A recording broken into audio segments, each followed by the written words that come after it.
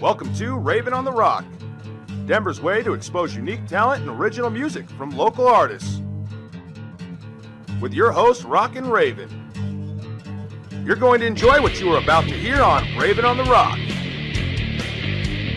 Brought to you by Rockin' Raven Productions and the Scoop 303.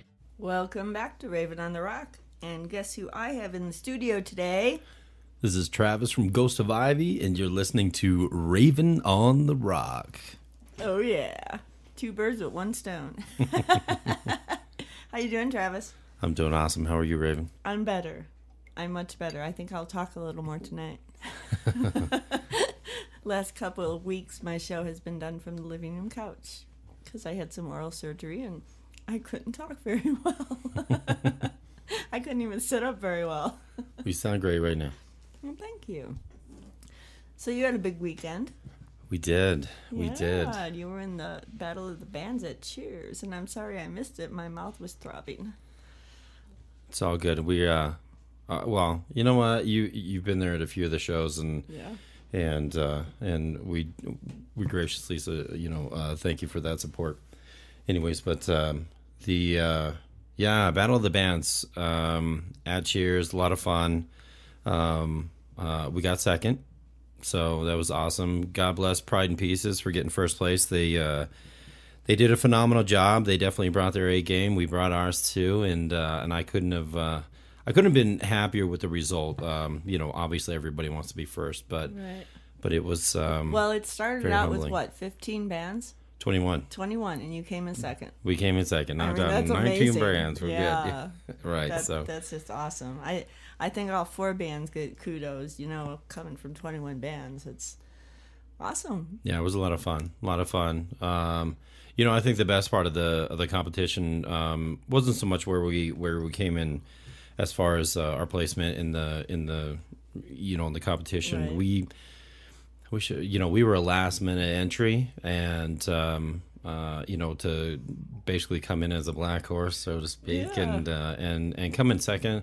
You know what? The greatest part wasn't where we were, but what we accomplished while we were there. The camaraderie with a bunch of bands, the respect that everybody got for each other, and it was sad to see certain bands lose, but it was great to have a competition that.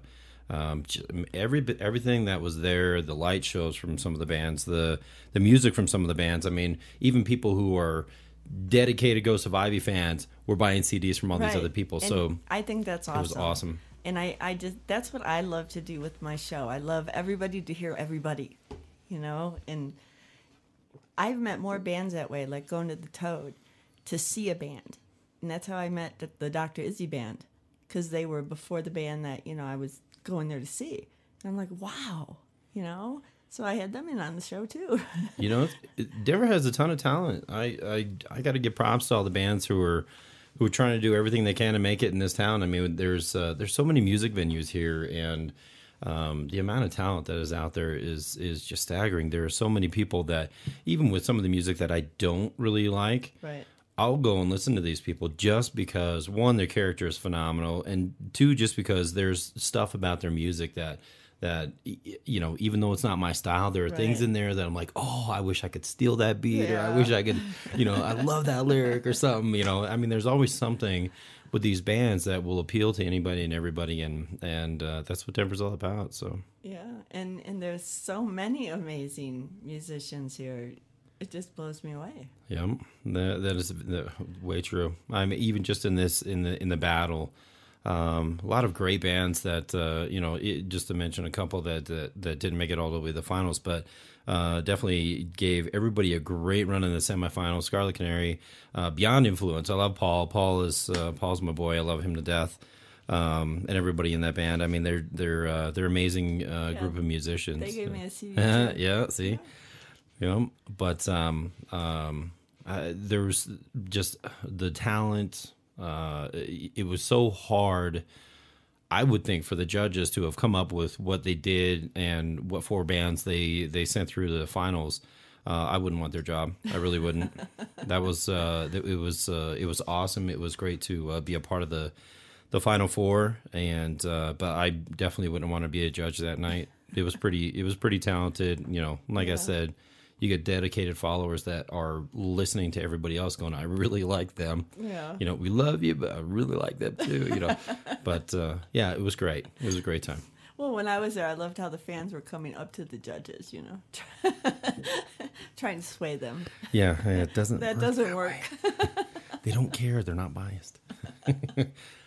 No, they're not. And, you know, the two judges that were there, totally other side of the world on the music scene. Oh, sure. You know, like Joe had band Carlos and, you know, the Groove Hogs and blues and, you know, so I think that in that aspect, Rob did a great job picking the judges because you're right, totally not biased. Right, it's music that they haven't been conditioned to, and No. and to hear And they're grading different levels you of on your talent, right? performance and your vocals and your playing and not Yeah, intensity and how we're keeping the Exactly. fans up to the stage, and how Right. you know, and how we're interacting with them, how are they interacting with us. You know, there's so many factors and dynamics into judging a band. It's you know, people have no idea. This isn't American Idol where you got 3 judges who get to, you know, right. either talk A crap red about and a you or green love button. you. Yeah. Let me put an X on that one. Sorry, no, but it's not an easy job, and much love and respect to the judges for the way that they judged it, and you know, I want to know what their we got to read the review from the first competition that we had, so I would love to know what the reviews were for The last this one. competition. Yeah, for the finals. I'm sure everybody would, but because you know, for us, we went out on that stage, and it was kind of a moment where we didn't care what place we came in, because we were like, you know what, we made it here, so Right. hey, you know, that's an accomplishment in itself, and we just wanted to have a great time, and we did, and it was probably one of the best shows that we've ever had. Stuff. Even us, as you know, we can sit and critique everything that we did, and the whole time we were like, gosh, there was only like just a couple mistakes, and you know, the week before we were so nervous, and we were messing up all over the place, but Really? but we pulled it together, and Yeah. oh yeah, we could totally we knew, and of course our girlfriends, wives, all that kind of stuff, they knew when we were messing up, but everybody thought it was a great show and stuff like that, and obviously we got picked to go on. You know, again, it was sad to see certain bands get dropped off, but yeah, it was so fun, and we had a great time, and we were like, you know what, we're here, doesn't matter, let's just go out with a bang, and we Right. did, and yeah, that was it. I mean, we had a great time, and I can't complain for, you know, getting a couple grand out of that. So Is that how much you got? Yeah, it was 5,000 first, second got 2,000, and then it went 1,250 for third, and then 750 for fourth. So everybody got paid. That's not It was bad. awesome. Yeah, you couldn't complain for you know. I mean, you know, obviously when you break it down and you put all the work and everything Right. into it, you pretty much break even. But Right. at the same time, it was phenomenal. You know, the money wasn't so much the factor. Everybody wants $5,000, but because that'll pay for a lot of stuff. But it was just a great show, Yeah. and well put together. Rob and everybody, Yeah. got to give props to Rob for you know, between Rob Kirk, the owner, and then Big Rob behind you know, the scenes as far as the Yeah. music mixing and the Right. lighting and everything else. I mean, that dude was going to town. And he made all of us sound absolutely amazing. Yeah. And I got to give He's total funny. respect and love for them. Yeah, they were awesome. They were awesome. Well, Rob is really good at putting things together, and I did a Christmas show with him a couple of years ago, and I took pictures. He had Santa Claus in there, and I took pictures all day long, and oh my gosh, it was so fun. It was a toy drive, and I missed the toy drive this year, which was the night after your Right. show because of my stupid mouth. But I'm gonna make it next year. Oh yeah, no, great deal in there. He had a pretty good amount of toys up there for the Did he? victims. On yeah, Friday? for the Children's Hospital. Yeah. What was it? Good. There was the victims of Adams County or something like that, like the mothers and kids and stuff like Oh, that. so it domestic wasn't violence. Children's Hospital this year. I don't think so. Oh, I didn't know he changed it. Yeah, this one was pretty specific to that community there, so it was pretty nice. But yeah, he had a pretty good chunk of toys up there. It was pretty neat to see his spread up on the stage before we all started playing. Yeah, and then they have to bring them, I think, at 4:00 in the morning. Something like that. Oh, right, to so that the kids have like the full Christmas and stuff. Oh yeah, right. It's pretty awesome. Yeah. So, Rob, I hope you're listening. Everybody loves you around here because you do so much for everybody. He even, Mile High Scenesters were having a fundraiser at Herman's, and Rob showed up at Herman's with a guitar to donate. Nice. Yeah. See? Isn't he awesome? He is. He's a good guy. God, I love the Aussies. So, I remember when, is he Australian or English? Well, maybe he's New Zealand. I don't know. Rob, if you're looking, sorry if I offended you in any way, shape, or form. Text me, Rob, where you're from, because I thought it was England. I'll never forget the first time I talked to him on the phone. Oh, no, he's got that. I thought it was Paul McCartney. Right. No, I think it's either New Zealand or Australian. All right, Rob. I'm pretty sure. Text me, let me know. It's good stuff. All right, so let's get on to a little Ghost of Ivy. Now, do you know how I found out about Ghost of Ivy? How did you find out about Ghost of Ivy? Chris Parente. Oh, wow. I was sitting on the couch one morning watching the news like I do every morning, Channel 2. Channel 2, yep. And Chris says, you know, we have... That's okay. It's music, right? Travis's phone's going off. Chris Parente says, we have... I forgot where you guys were playing. We were getting ready to play... Do you remember that? Well, actually, we were promoting a show for Open Air Stereo. They were getting ready to do a show down at Bluebird, and they were promoting. Chris was promoting all the Denver bands and stuff like that, and the events for that weekend. And then and he was there saying that we were there to support Open Air Stereo, and we were just getting ready to play Woody's. Oh. And they're like a couple of weeks later. Well, because then they turn the camera on Scott Tabor, who's the master control operator at Channel 2. Right. And I'm looking at him and I'm like, he's my Facebook friend. Right. Why did I not know about this band?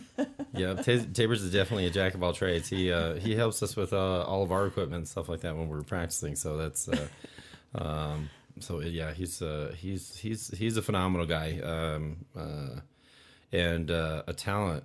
Boy, at his craft, he's amazing. He's very down to earth and very loves his kids, loves his grandkids especially. Yeah. But yeah, he's pretty amazing. But Chris was definitely giving him some pretty good props for being the shredder on the bass guitar and stuff. But yeah. Yeah, we had a little. They put up the Gothic clip when we were opening. We just opened for Wayne Static, rest his soul, and we did our show in December for that, and that was one of the clips that they put of us on the Channel 2 thing. So that was pretty. It was pretty neat. It was pretty interesting. But yeah, Chris is a great guy. He's hilarious. All right, so let's before we talk about the other band members, let's play a song. Let's do it. Let's play Bastard. Bastard. Great song. Which, to me, a bastard is a male dog, right? Right. Offense to no one. So Bastard, here, I'll give you a quick backstory. So Bastard, for me, military tribute, and we say this every time that we play the song, is that we're... we salute the military, past, present, future.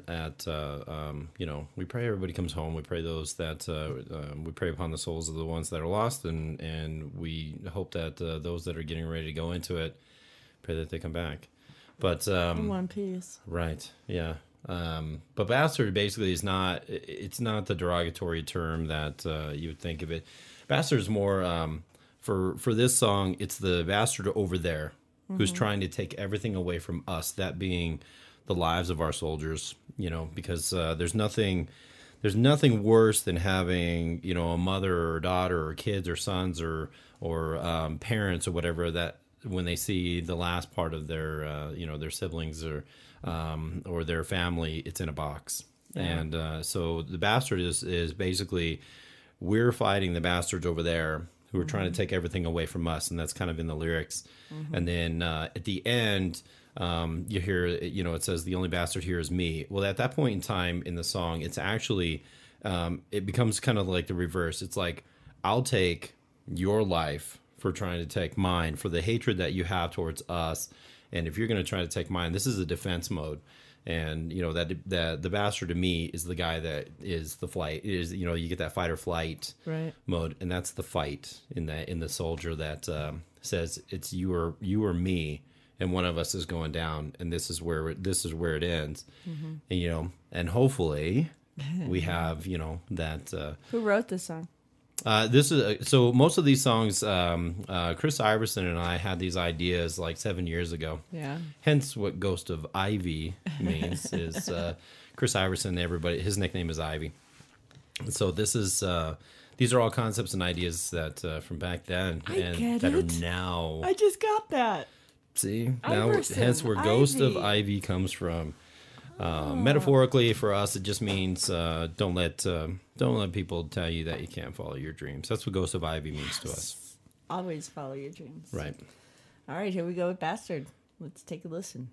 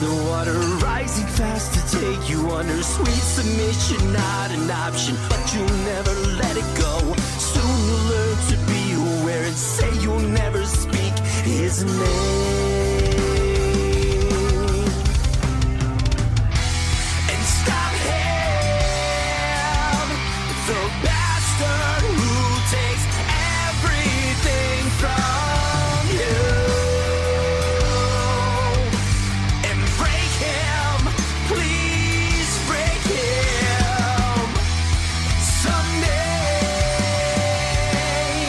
you will come to me and say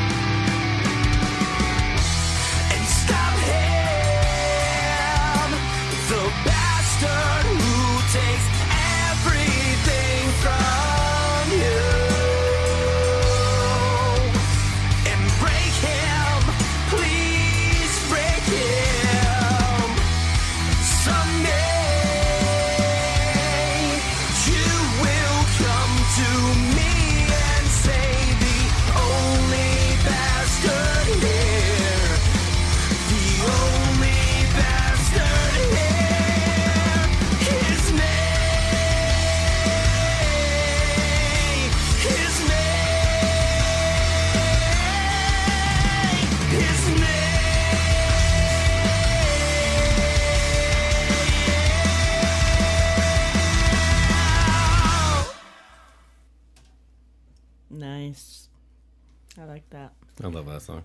So if you're listening and you have a question for Travis or the other members of Ghost Survivor who are not here because they're not, just me and Travis, get on the website and click on chat with us and ask me a question. I will ask Travis for you. So, talked about Scott. Who else is in your band? So we have Josh. He would be the lead guitarist, and he's a mechanic. Works on What kind of trucks and mechanic? stuff. He works on like lift trucks and Like 65 Mustangs? Oh yeah, right. Raven's looking for somebody to work on her car, Josh. Well, I usually work on her myself, but now that I hurt my hands, it's very hard for me. And today, all the way home from that doctor appointment that got canceled, it was like she was either gasping for gas, like she wanted to die, and I had to keep pumping gas into her until she got going. Huh. I don't know. Throttle issue or something, right? Josh will talk. Yeah, Josh, yeah. So You're getting volunteered, buddy. that's okay. Travis volunteered to finish my basement. Like, why don't you have us come down and do this? Okay. Right. So he's a mechanic. Is he single, married, kids? He is in a relationship. Marie, love you. And 2 daughters that are he's gonna have a combined family here shortly, but 2 daughters that Casey and Cassandra, and 2 girls. well, and without spitting out too much, Josh was widowed a while back, so the 2 girls, he's been taking care of the 2 girls by himself for a while. And so God bless him on Good that. for you, Josh. And, right, kudos. So and now that Marie's in the picture, they're starting to figure out how they're doing this as a family and stuff like that. It's pretty awesome. That gave me chills. So it's good stuff. Any guy that steps up to do that, I mean, it'd be so easy to push those girls off on somebody else. Sure. And he did that, and that's awesome. Yeah, he's and for Marie to take him on. Right. Yeah. Even my wife would be very into with how it is to take on other kids. My wife was not prepared when I was like, "Hey, look, I got 6 kids." So what? We had and combined we have 8. So it's what? And she married you anyway? I know. God bless you. Oh, God bless you. Yeah, she's phenomenal, and it's hard when you get into a mixed bag of things that people's likes, dislikes, everything else, and some kids aren't as receptive to new parents and that kind of thing, and luckily, I've been there. I've been there. Luckily, Josh has somebody who's receptive to that, and his kids are receptive to her, so that's awesome, and God bless them, and hope that it ponders into something that's very prosperous and very of course. Now, what are the age range of these kids? For my kids? No, Josh's. We'll get to yours in a minute. It's going right? to take a while. It's going to take a while. I believe Cassandra one of them just had her birthday, the older one, and I think she's 11. I want to say. Oh, so they haven't hit 14 yet? Yeah, right now. Yeah. Marie, maybe she's 13. I have wine. A good Malbec will always do a good trick. I have 4 boys, and I hated 14. I don't know. Every one of my boys were different. They each had their own personalities, but when it came to 14, I don't know what's with that age.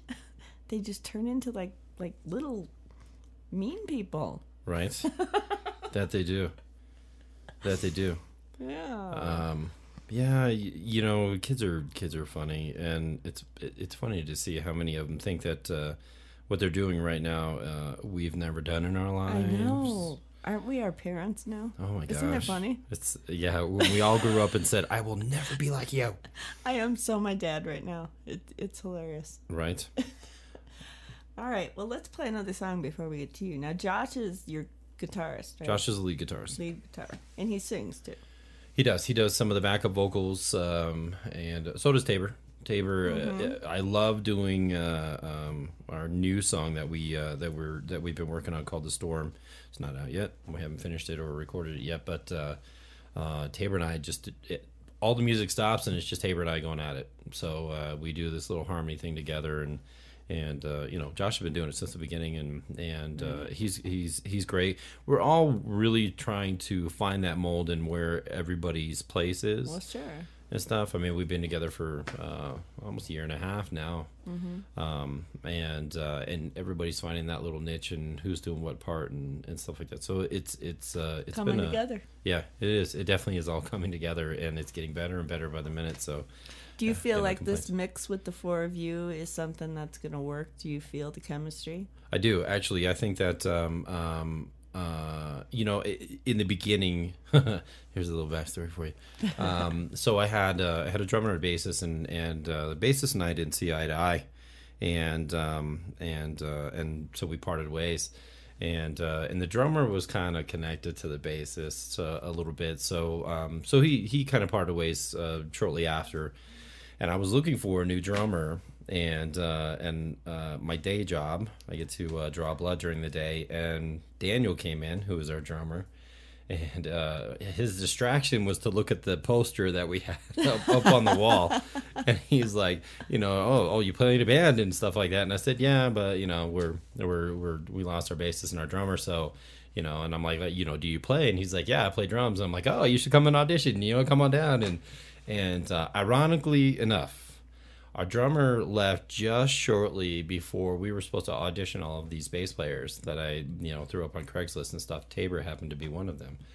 And so the day that Daniel comes to audition for drums, so does all three bass players.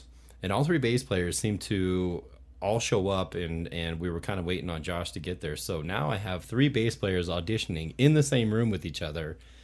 Daniel, who's never heard any of these songs, he's heard them, but he hasn't played them, right, is now trying to audition bass players and play drums and audition himself and stuff. So it was this big bag of hot mess all in one shot. But Daniel, you know what? Coming from his background, jazz drummer and stuff like that, who hasn't been... he never really did like double bass and some of the heavier music that right. We got into, and man, he just stepped up and did it, and we ran through some things a few times, and I'd already told these bass players, learn these three songs and come down here and do it, and then we'll audition you that way, and so here he is, Daniel's trying to play drums along with the bass player, and Josh is just playing guitar. It is all over the place. But we're having a great time with it anyways. Oh. And Tabor, so now we'll just tie it all in. Tabor was one of the bass players who came to audition. And Tabor amazed me right off the bat, because there was 3 songs, and one of them happened to be Bastard. Bastard is one of the most technical songs that we have. And Tabor was like, that's the song I like the most. So he wanted to do that song. And me and Josh were just kind of like, well, let's do it in there, smarty guy. And Tabor played it, and he knew it, and he had some kind of this flair, and he was turning it into his own, and he was kind of adding some things that we hadn't heard yet, and I was just like, wow, that was amazing. And as he was walking out, I'm like, pretty much, dude, you got it. I'm just gonna say it now, because the one kid, great, but man, yeah, we can. That's a whole nother story. Yeah. But Tabor came into it from that point on, and so Daniel and Tabor at the same time came into it. Well, we had a show at Moe's, and it was literally like in 2 weeks. Oh no. So we were hurting and scrambling. So all of a sudden we were just banging it out as much as we could. I think we practiced like 3 times each week, and just preparing ourselves for that show. And I think we only played like 6 songs that night at Moe's, but we had like 50 people showed. Oh, actually, it was more than that. I think we were over capacity as far as, I think they'd given us 50 tickets, and we sold like 65. And oh no. And so we had a ton of people there waiting to see Ghost of Ivy. Well, Ghost of Ivy was brand stinking new. Yeah. And Daniel Tabor, they brought it to the they just brought their A game when they started, and I couldn't be more thankful for the two that finally it came into this. Awesome. Yeah, they're a great couple guys, and do you believe things happen for a reason? Absolutely. I so do too, because Daniel coming in for a blood draw, Yeah. Well, and then becomes me getting my molars cut out of my mouth. Guess what? My dentist, Raquel Denson, is my dentist. Beautiful lady. She sings. She sang to me through the whole surgery. I was so loopy and high because they had me on all these drugs, And I didn't get my happy gas because the other guy, Josh, had to go accept an award instead of being there to get me. But it didn't matter because her voice, oh my God, it's beautiful. And she only sings in church. I'm like, oh no. Oh no, you need to get out. No, you need to get out, and I'm going to bring her to a jam. Then I find out Josh sings too, so I'm bringing my dentists in to do a show, and we're gonna have them sing and call in, if you have dental questions or whatever. But I'll tell you what, that was just the most peaceful getting your teeth ripped out experience I've ever had, because just her voice is so beautiful, and she just said anything that came on the radio. She was singing Stevie Wonder, and unbelievable. So I really do believe that things happen for a reason. Yep.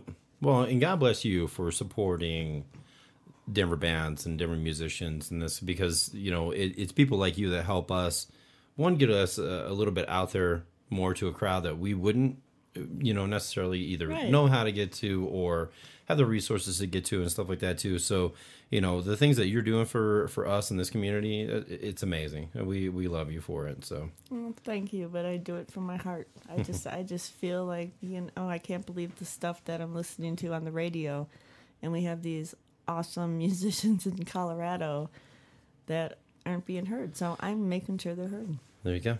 Yeah. All right. So let's go to a little commercial break. What are we coming back to? What do you want to come back to? Let's do Leave Here Tonight. Leave Here Tonight's a kind of a fun song. Just one of those kind of like that I love you to death, but I gotta let you go moment type songs where the song is kind of letting the girl know that I love you and I miss you and everything else, but please don't come back home. Type of thing. So yeah, it's just a kind of a comical, funny song, but it's a good upbeat, catchy song. So yeah, good. So yeah, let's do that one. Okay, that one will probably make me cry, but okay. We'll be right back with Leave Here Tonight. You're listening to VRDO, your variety station. Visit our website at www.vrdoradio.com.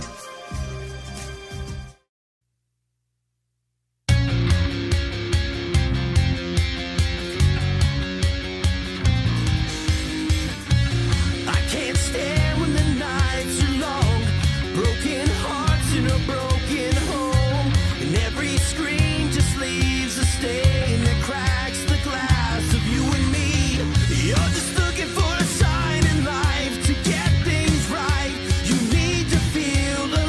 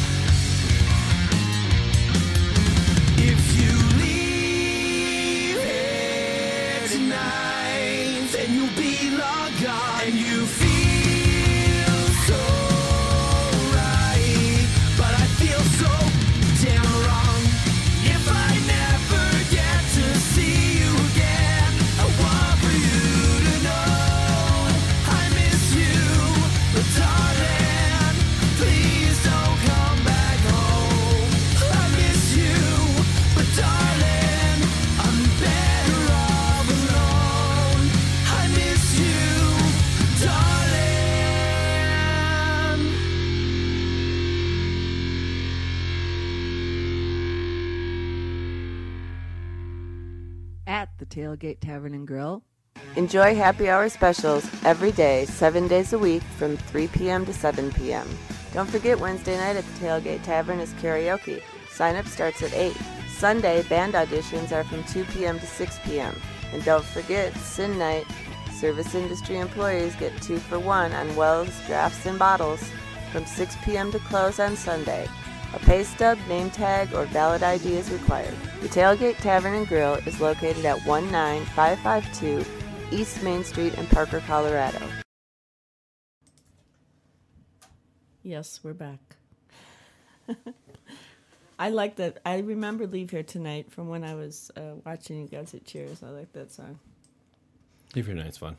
Yes. I also saw you at Woody's. 3 of you were wearing nice green ties. Right. What happened? What was going on with Scott? Scott's funny.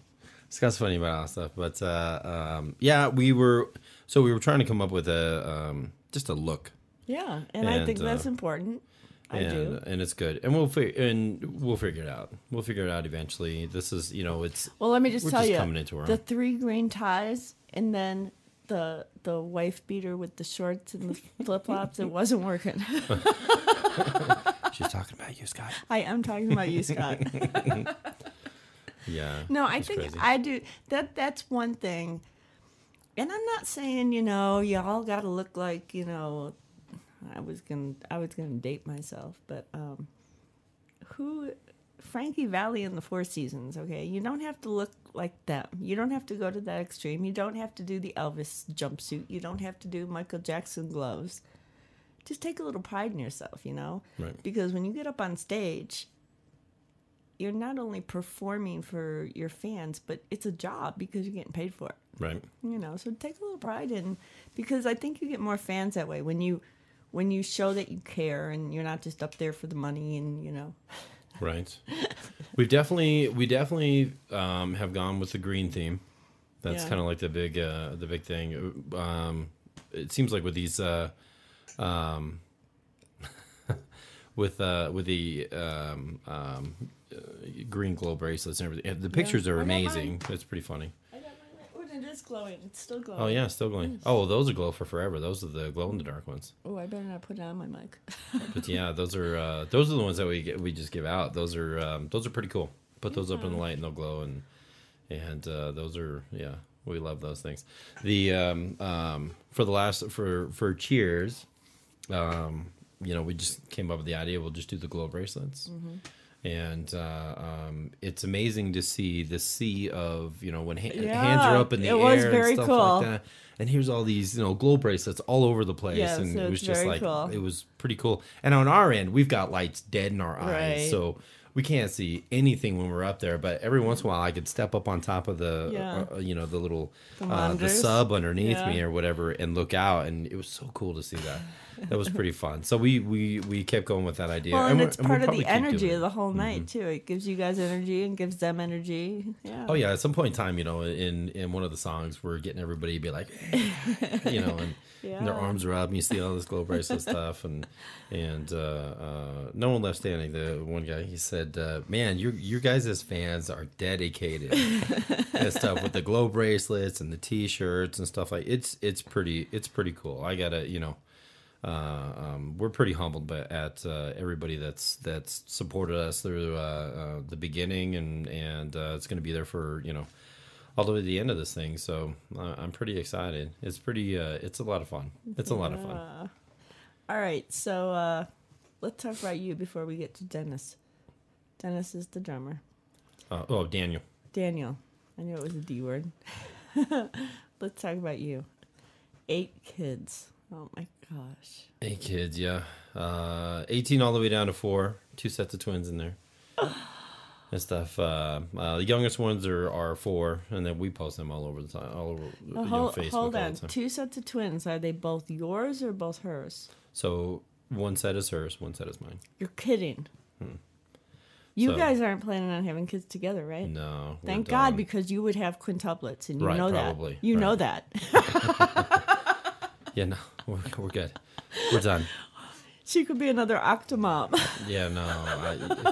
Yeah, and it'd be our luck too, because we probably Travis, have you to could go have through a all that. reality show.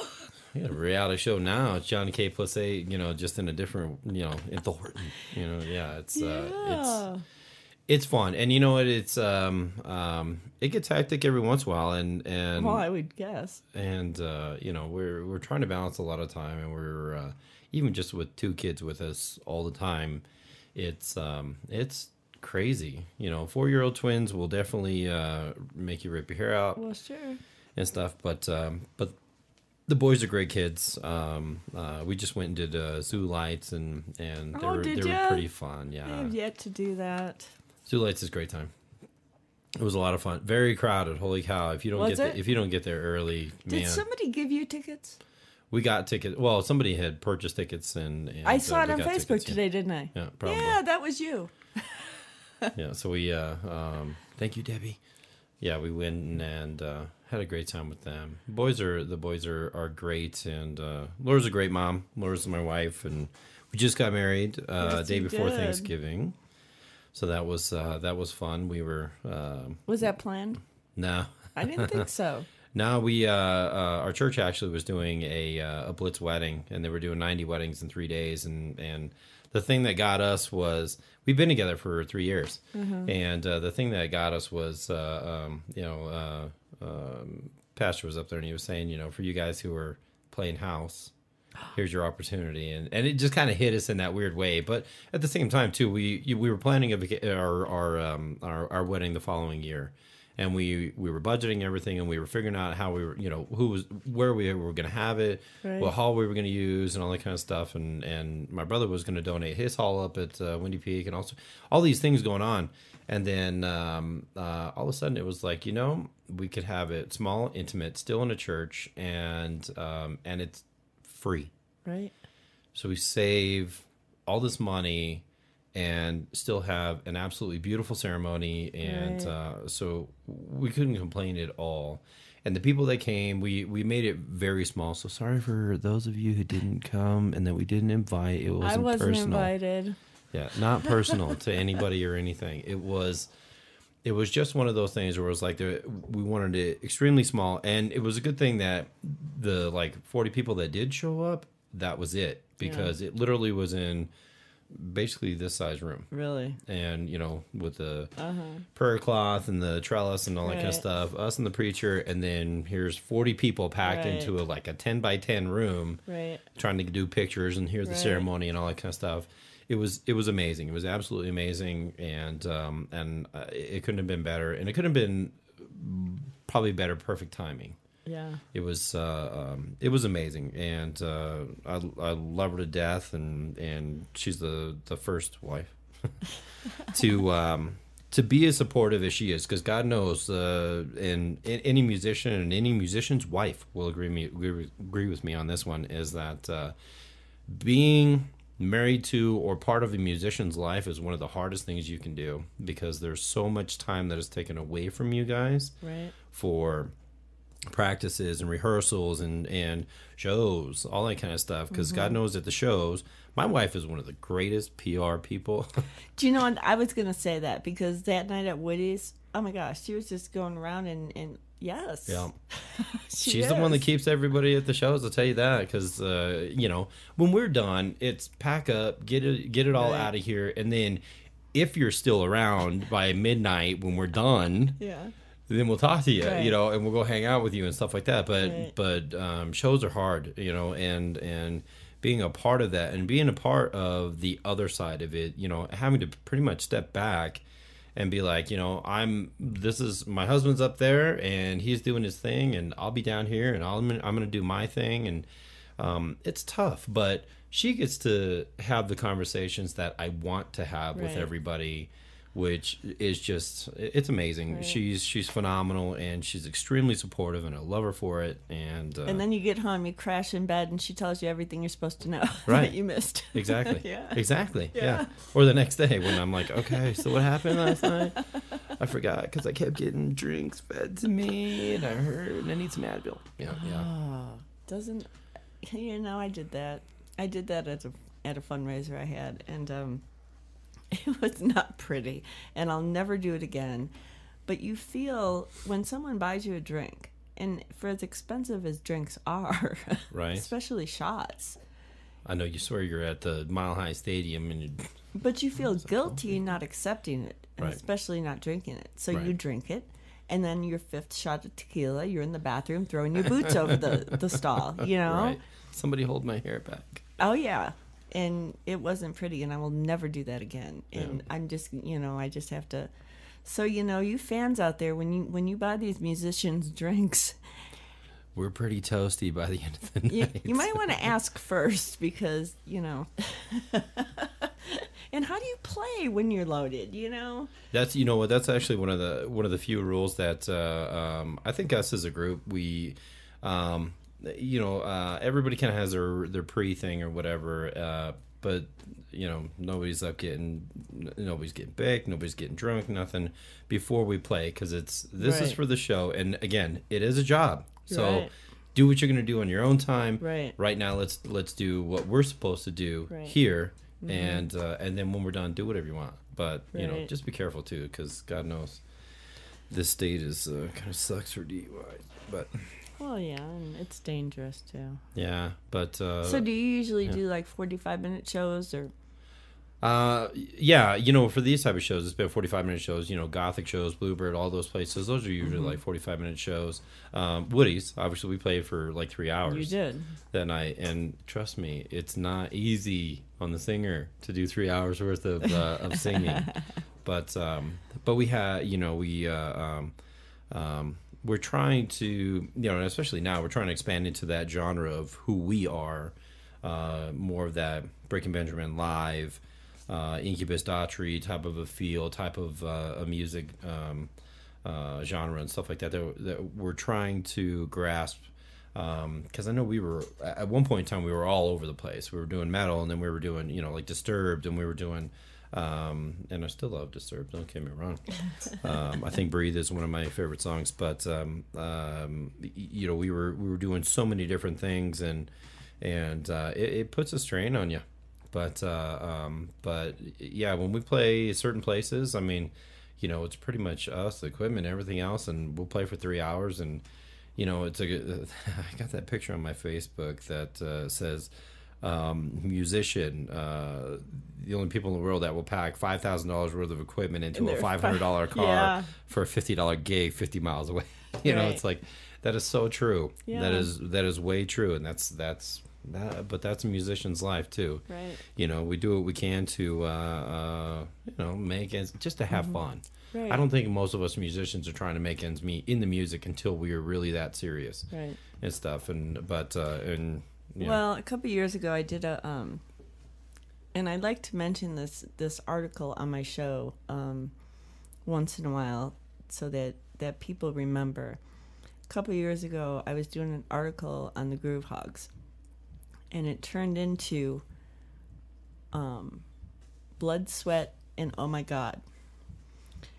Because as I was, first I went to Joe's, and they got the trailer, and they bring the trailer to the Grizzly Rose, and his son Jeremy is their little roadie, and they're unloading everything off this trailer. I mean, drums and keyboards and and music stands and everything. And then they bring this all up on the stage, do a sound check, take it all back down so that the other band can come up, do a sound check. Then they do this show, and then you realize, now wait a minute, they had to write these songs. They had to practice these songs. And for people to complain about even a $20 cover, you have no idea they have what goes no into idea it. what goes into a show. Oh yeah, that's the and there's so many places out there that are like, yeah, we'll pay you $300 and stuff like that to go play for 3 hours. Mm-hmm. Especially well, I'll leave them out. Yeah. I'll just leave. Sounds like Bisley knows whatever. No. Places will not pay what you're worth when you're a musician. Right. There's just all the pre stuff that you go into doing it. If you have to bring your own equipment, then that's even more, Right, because that's a then you're whole talking other about thing. like Tabor, he's like our sound guy when we have to bring Right. all of our equipment. So he's also doing that on top of Right. playing bass, and then you have all that equipment. People don't understand too. You're talking about thousands and thousands and thousands of dollars worth of equipment that we are lugging back and forth and breaking our backs. That stuff's not light either. It's not like we're just carrying in our guitar and a microphone. Well, I live stream shows. I can come to your show and I can live stream it all over the country if you want, your family around the country to see your show. Yeah. Yeah, you didn't know that? Yeah, let's do that. It's a video, yeah. And so I have to bring this, and I have to bring the mixer, and I have to bring the mic stands and the mics, and I'm a little person. So, yeah, I do know. And I'm not saying, this is one of my goals, to get everybody to work together to get this music scene. I want Denver to be the music capital of the world. Right. Not Nashville. I want Denver because I just think they deserve it. I mean, if Red Rocks can get the Red Rocks Award, you know, 5 years straight, and then they turn it into the Red Rocks Award, it's like there's a reason that people love coming here and playing here, because we have some of the most amazing sounding places and sound engineers here and stuff. It's just. But like you said, the venues won't pay what the band is worth. Right. But on the other end, as a business owner myself, I've owned a couple businesses, and now my radio show is my business. It has to be. And you got to get the people to come to your venue, to spend the money on the drinks, to make the money to pay the band. Right. So, when I one of the biggest things I hear that I have a problem with is the venues want the bands to promote, and because it happened to me. I had a fundraiser somewhere, and I asked the venue, if I could have my fundraiser there. Well, how many people are you bringing in? Right. Well, I don't know. How many people are you bringing in? Right. You know what? Let's work together. Let's do this together. So instead of complaining about who's advertising, let's just all advertise. Right. Let's all spread the word. It's a ton of homework. Yeah. And you know what? It's actually, it's a pain in the ass.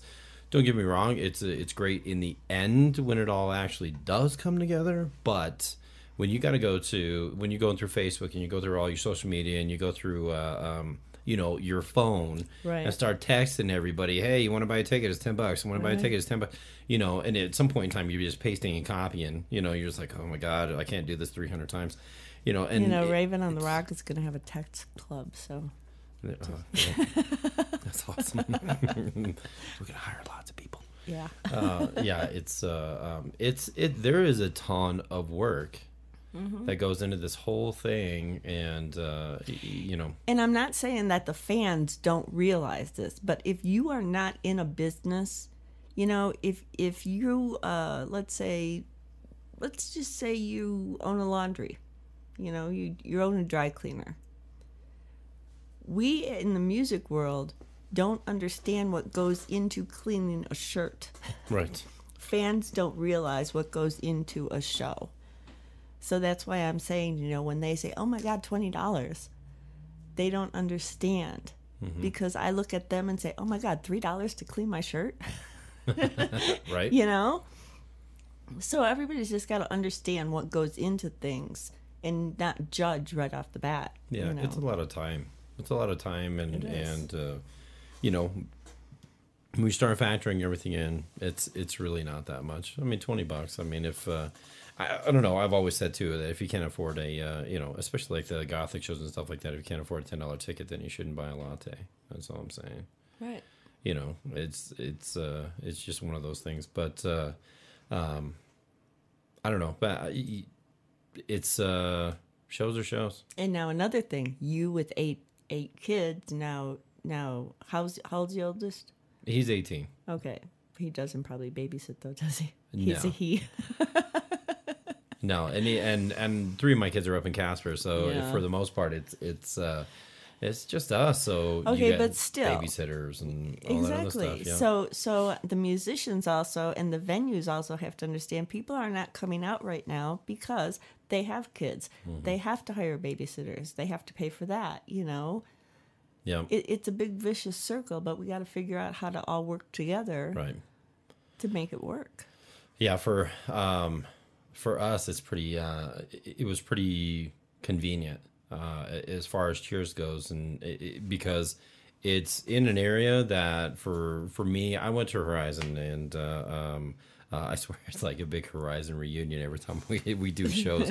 But That's good though. but it's good because most of those people live up in that area. Mm-hmm. Gothic shows, those are tough because not everybody wants to drive all the way down to Hampton and something, Well, look at to me. I'm to down get all in that stuff. Littleton. True. You know, and there was a long time before my carburetor. 2 hours to get here. I know. It took them 2 hours to get here. Well, it Oh, did traffic snow and today. snow, yeah.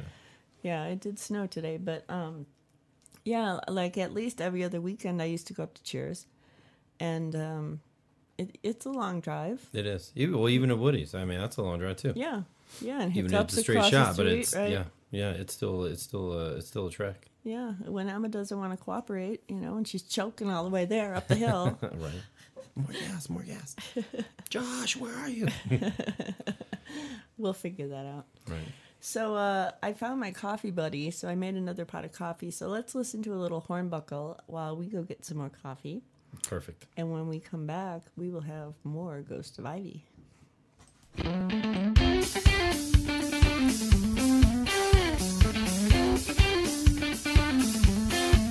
gonna take my time if I only get one.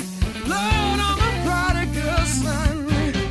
Hey, nah, nah, nah, nah. Hey, now, nah, nah, nah, nah, nah. Listen to me, nah, nah, nah, nah. Some kind of luck, nah, nah, nah, nah, nah. One life to live, it hardly seemed like enough time to give back all the things that the Lord has blessed me with. Yes, there was some kind of fight to get back to square one.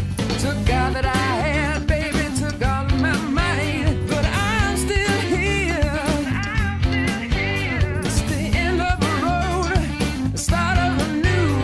I'll travel alone because it's all I can do. Listen to me.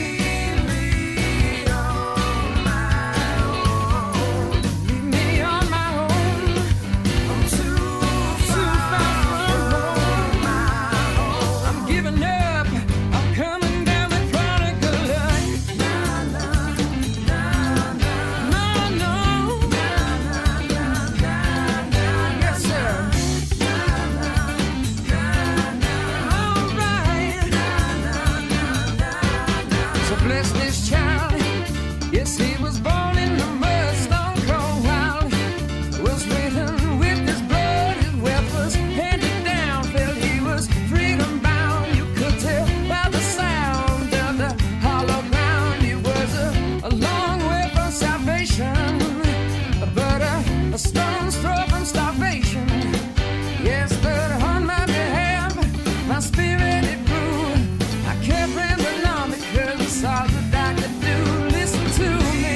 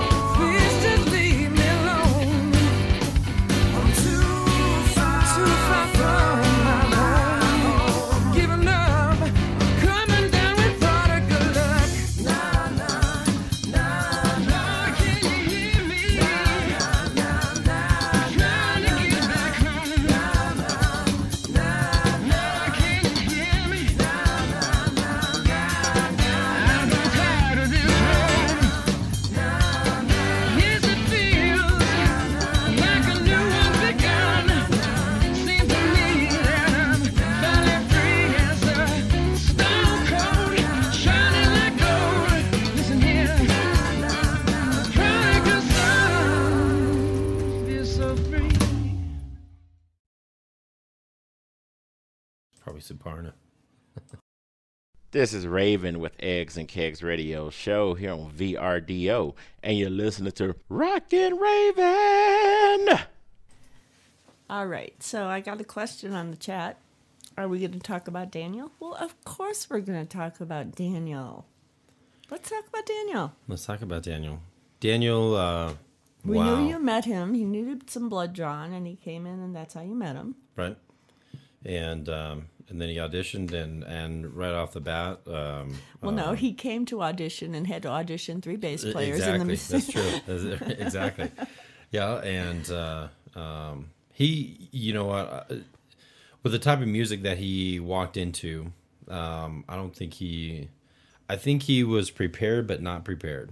Like, he didn't understand that what we were about to do was something completely away from what he'd been doing this whole time with ska and punk and jazz, and doing double bass, and some of the songs in there are so technical with the double bassing, and there's some triplets and quadruplets and stuff in there, and wow, Daniel has come so far in this whole thing, and has really driven us, to be better. And it's almost comical to have Daniel when we're doing new music and we're trying to think of new songs and stuff like that. And here's Daniel like, wait, check this out. And he's doing all these triplets and quadruplets, and we're like, whoa, bro, where did this stuff come from, man? It's not even you, but hey, it sounds great, But he is phenomenal. As a drummer, his craft is he has come so far. Yeah. And the money that he's put into his own equipment, and which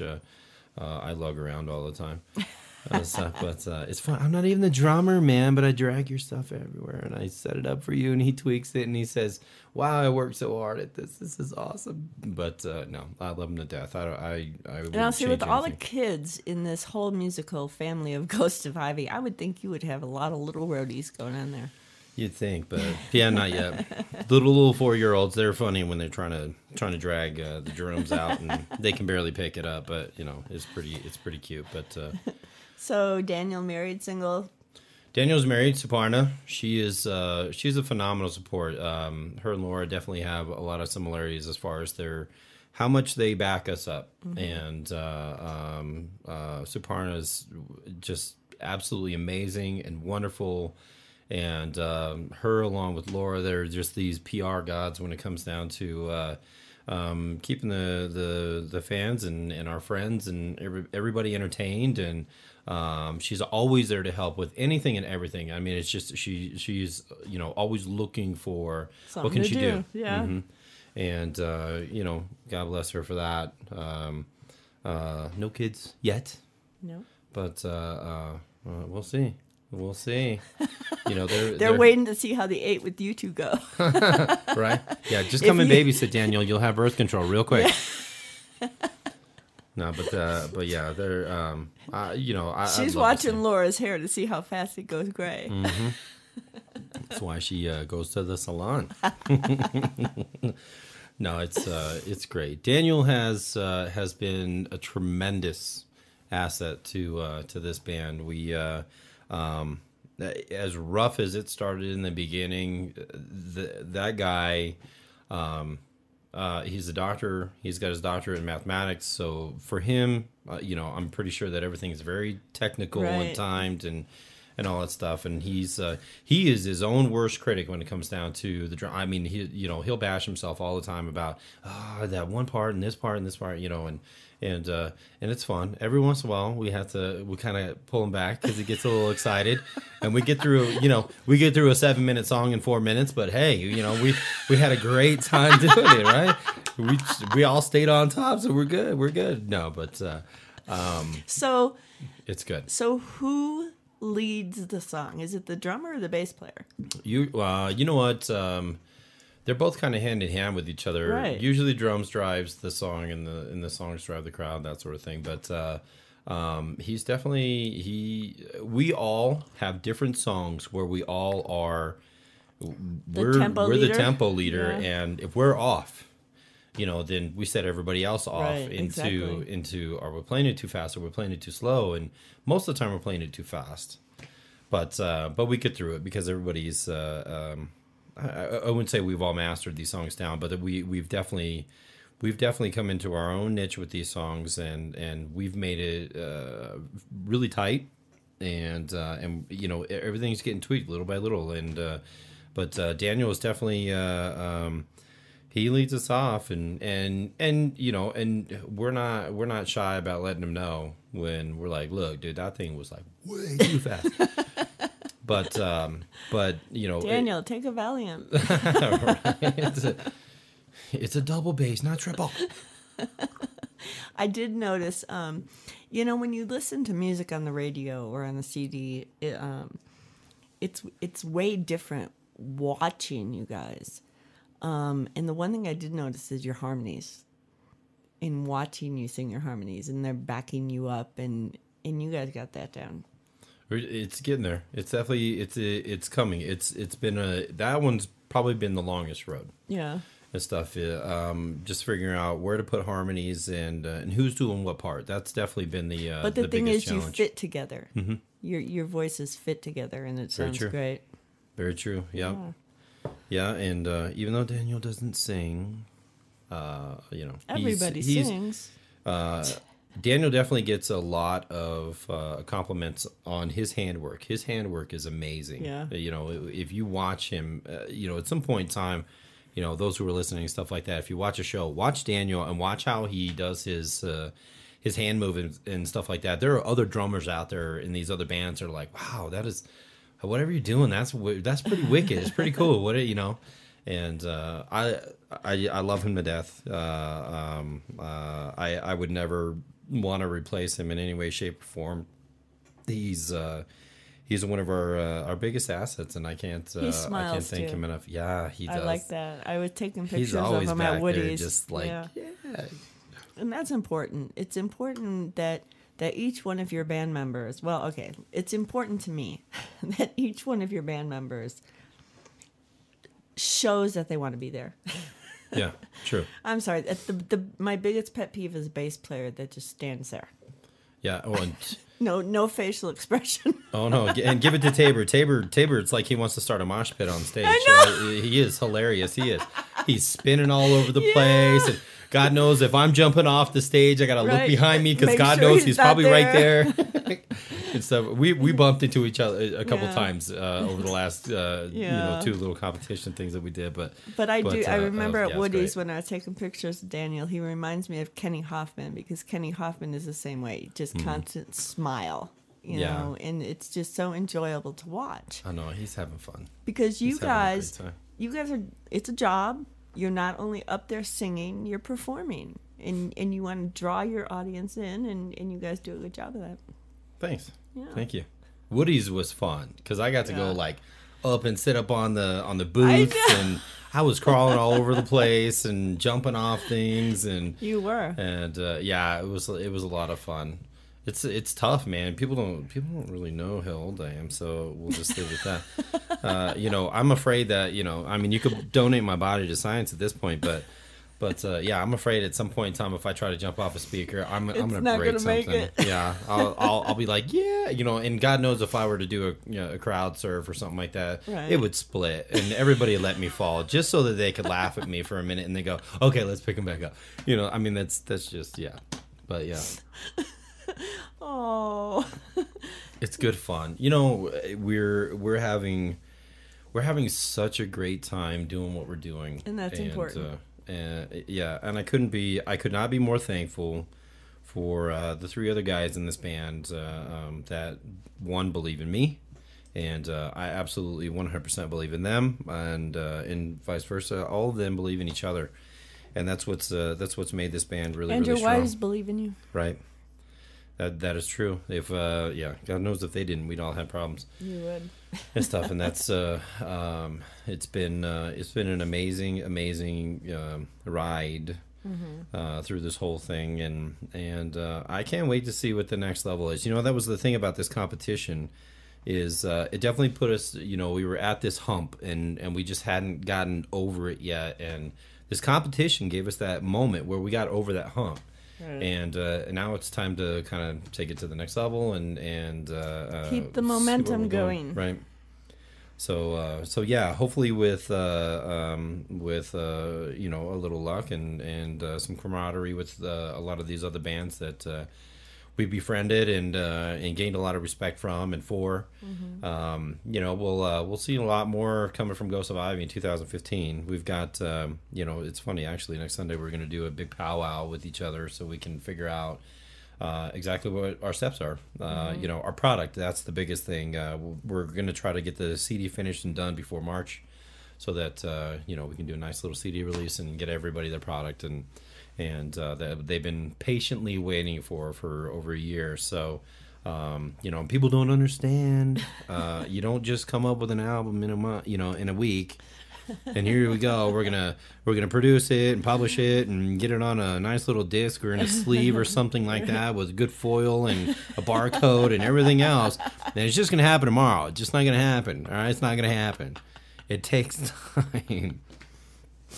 Look at all the biggest bands in the world. It did not happen overnight. They got noticed overnight, but it took them a long time to get there. Yeah. So yes, the product is coming. It is coming after the first of the year, and we're gonna have we've got the 5 that are done, but they're not tweaked to perfection yet. We're working on that part, but we'll definitely we're gonna have it. It'll be done, and then. We'll get this to everybody, and hopefully we'll get it across the world, and we'll get, I hope that somebody in Denver makes it big so that we can start getting us on the map a little bit more again. We haven't had a huge impact since, like, Big Head Todd and The Fray, and, love you, Isaac. All those, these big bands. Oh, Breathe Carolina. That's the other big one. Kind of our genre as far as music goes. The Fray, Breathe Carolina, that kind of thing. 303. 303. Yep. There you go. There's not. Oh, and then we've got One Republic, right? Yeah. One Republic. Wow, those guys. Holy cow, those guys were awesome. And stuff, but we need some fresh blood. We need some new stuff out there that isn't being heard or reproduced. It's not like there's a lot of bands out there that are reproducing other people's sounds, and that's something that we need. We're trying to figure it all out, and once somebody does, it's going to be pretty amazing and stuff. But kudos to all the bands, man. Keep plugging. That's all. That's pretty much all I got on that one. So what are we going to listen to now? We should do Skin. Skin is fun. Skin's a fun tune just because it's this is kind of like the a cheater song, so to speak. I'll go to the background on this one. Skin is the coming to find her cheating type of thing, but being he's aware of it. And in his mind, he's like, I just don't want to see any more skin, and that's kind of the premise of the song. It's a fun song. I love singing this song, and Cheryl, love you. She posted the lyrics to the end of the song, and that was pretty wicked. I was like, holy cow. I'm like, I've been in the music industry for a very, very long time. Yeah. And I've always been kind of like the bridesmaid. I've always been like the rhythm guitarist or the backup vocalist or the dancer or whatever. And I think the coolest thing in the world for any musician, especially any frontman that's out there, and this isn't an egotistical statement in any way, shape, or form. This is just a note of a feeling that when people sing your song along with you, that's powerful. Yeah. That is something that it's like if any musician in the world could write a song and somebody relates to it, your job is done. Your job's it's your dream of your job, so to speak. Right. It's over. That you've done what you have wanted to accomplish. So seeing, certain people that have been coming religiously to these shows now starting to sing along to all these songs and stuff and starting to find meaning in these songs, it's amazing. And Cheryl, Cheryl Fulton, she was one day, you know, I got her little feed in my Facebook, and all of a sudden I see the lyrics to Skin, and it's amazing. And for the show, I definitely wanted to. She was having a really bad week, Yeah. and so I brought her up on stage. And we sang that ending part of the song that she threw up on the Facebook, and it totally made her week. And so yeah, Skin is kind of like I don't know. Every time I think of Skin anymore, I just think this is Cheryl's song. This is her relatable song. So this is always a song I'll kind of give a dedication out for her and stuff. But yeah, Skin's a great little ditty for those of you who are dealing with infidelity. So yeah, Or did. Yeah, And you still got some scars from it. right. We all got scars. Yes. We all have ravens in our closet. I had to throw that in. Nice. All right, here's Skin by Ghost of Ivy.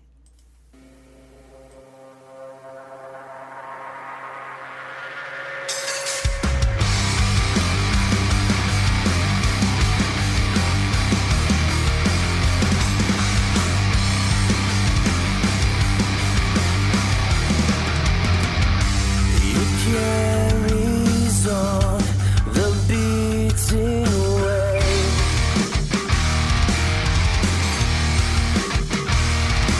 Oh, so close to God and left to shame.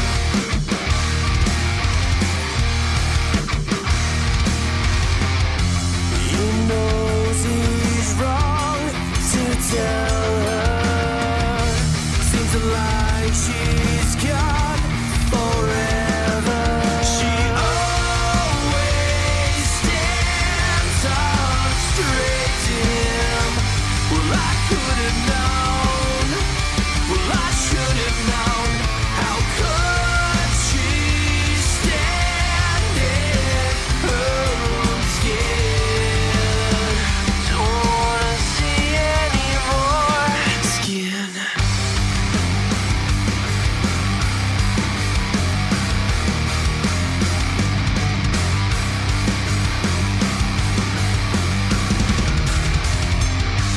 He turns his cheek for another day.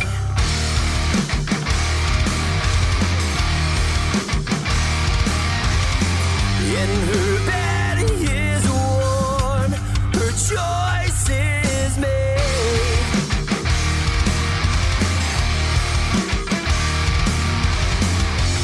He knows he's wrong to tell her. Seems like she's gone forever. She's playing him. It's just a game. Just a game. She always stands up straight to him. Well, I could have known. Well, I should have known. How could she stand in her own skin? Don't wanna see any more skin.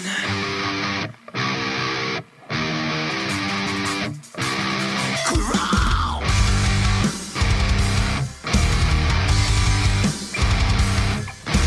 Over and over and over, you'll see the lights go over. You couldn't even tell.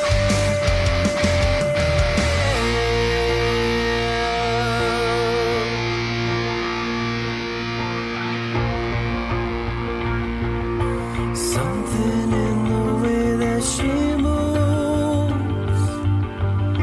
Something in the way that she burns out nightly, killing me like a drug. Something in the way that she moves. Something in the way that she burns out nightly, killing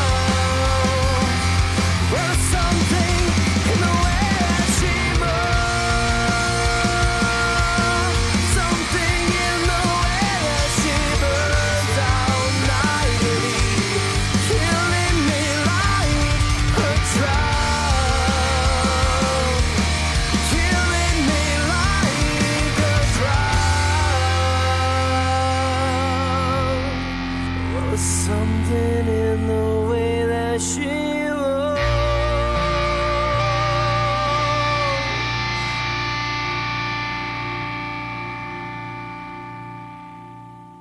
This is Tabor from Ghost of Ivy. You're listening to Raven on the Rock.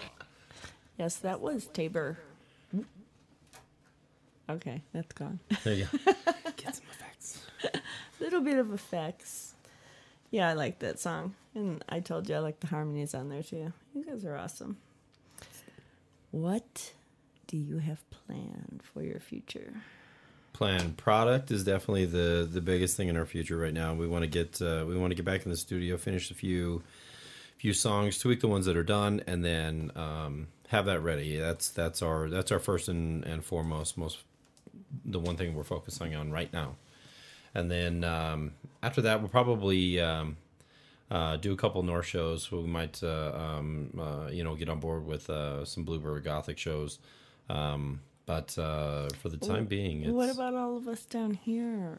We've got like I said, Chatfields, we've got Bluebird, Jody's, we've got Don't Tell Me.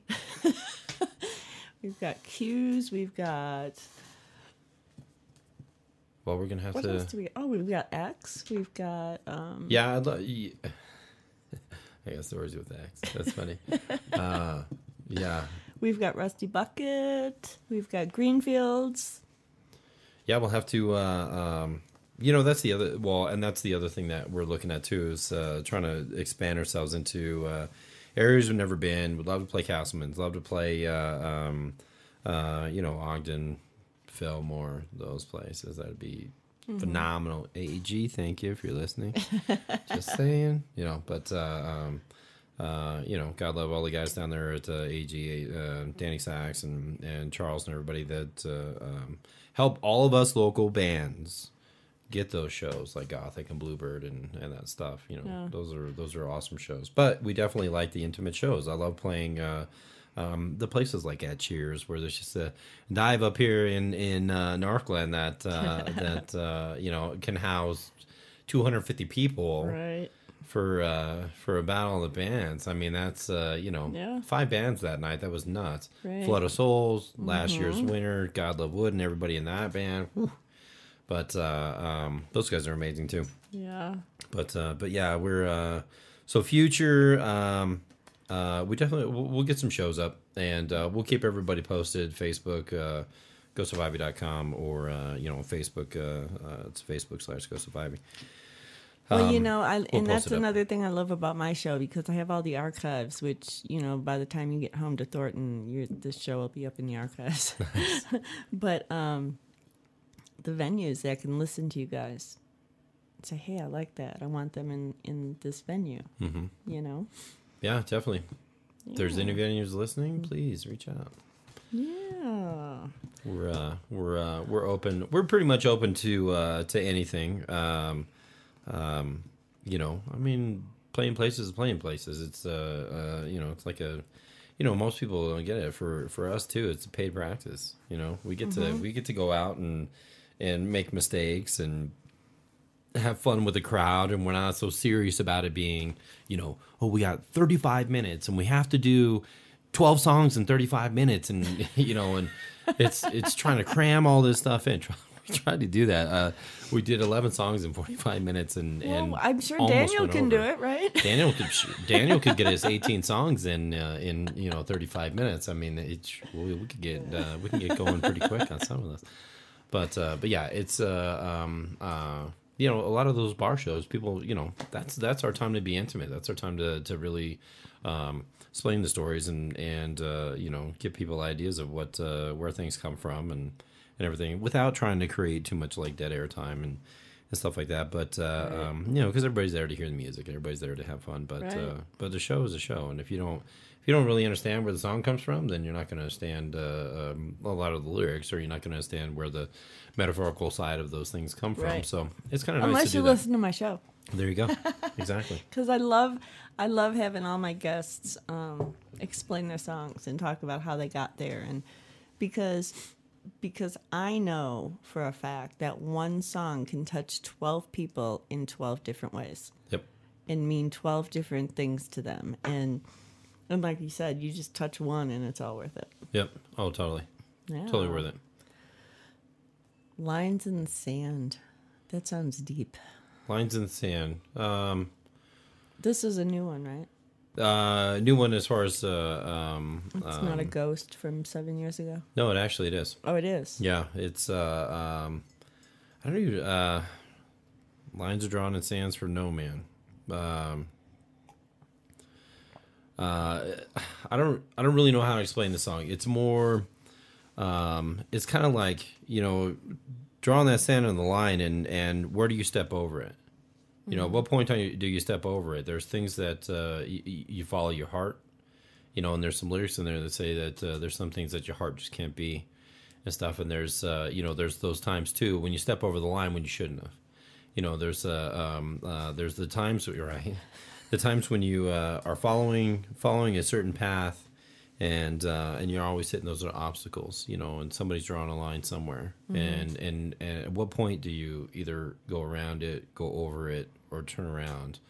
You know, I think that's kind of what Lines is all about. It's understanding there are certain steps in your life that you're going to take, and you're going to make mistakes. It's just all there is to it. And there's things that are going to break your heart, and there's things that are going to, you know, mess with your mind, and there's things that are gonna screw your life up. But there's always a way out, and there's always a path. And the important thing is to learn from it. Right.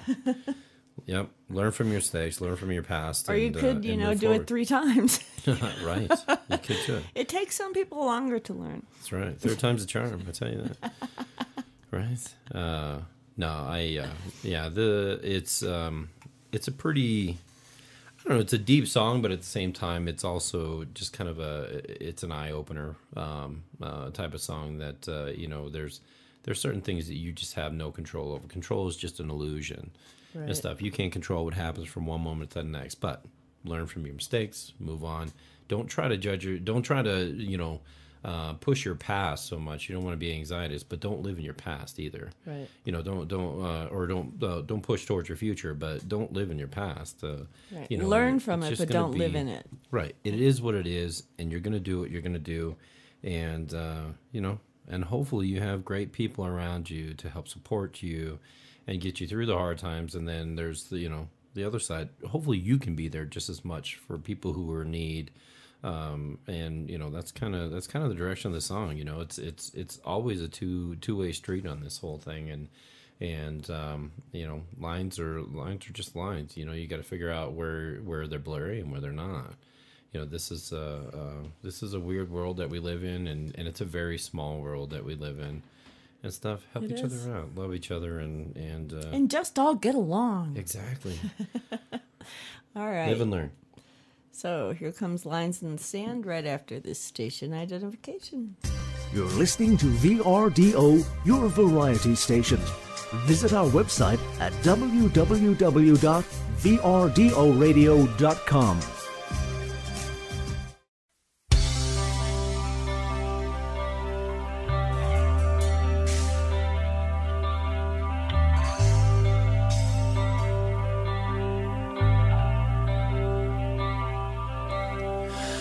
Lines are drawn in sands for no man, but there's always something that your heart just can't be.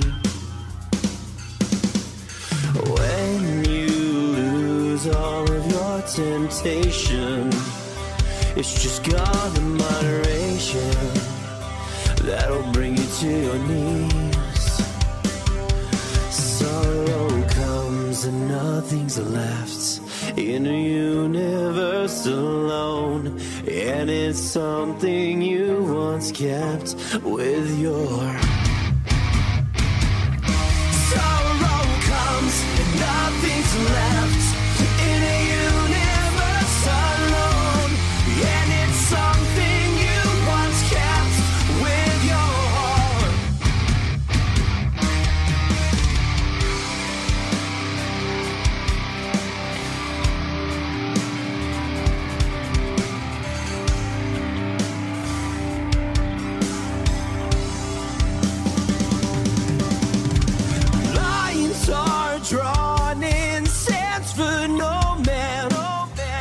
But there's always something, something that your heart just can't be. Whoa, never changing, rearranging all what should have been. Never knowing, only holding all what could have been. Burning faster, this disaster, a little closer now to me. Sorrow comes and nothing's left in a universe alone. And it's something you once kept with your heart. Sorrow comes and nothing's left in a universe alone. And it's something you once kept with your heart.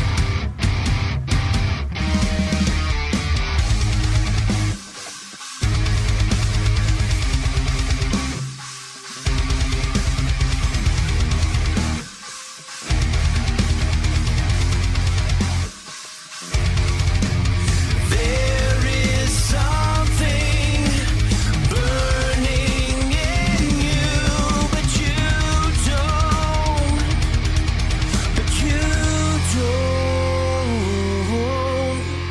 What are you waiting for? What are you waiting for? What are you waiting for? What are you waiting for? You just need a push around. You just need to push around. Somebody went and pushed you down. Whoa, yeah. Sorrow comes and nothing's left in a universe alone. And it's something you once kept with your heart. Sorrow comes and nothing's left in a universe alone. And it's something you once kept with your heart.